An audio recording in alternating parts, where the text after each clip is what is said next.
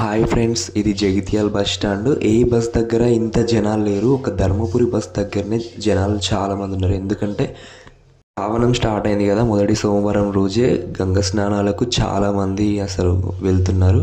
So ఇప్పుడు మేము కూడా గంగ స్నానానికి వచ్చినాము. చాలామంది రష్ చాలానే ఉన్నారు.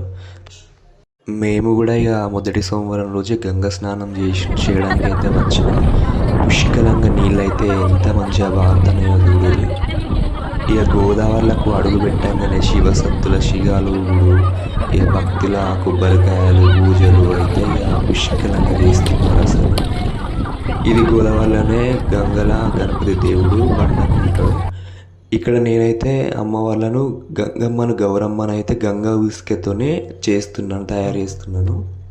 వీటినే గంగమ్మ గౌరమ్మగా భావించుకొని వీటికే పూజలు చేసుకుంటాము. నేనైతే తయారు చేసి పసుపు కుంకుమలతో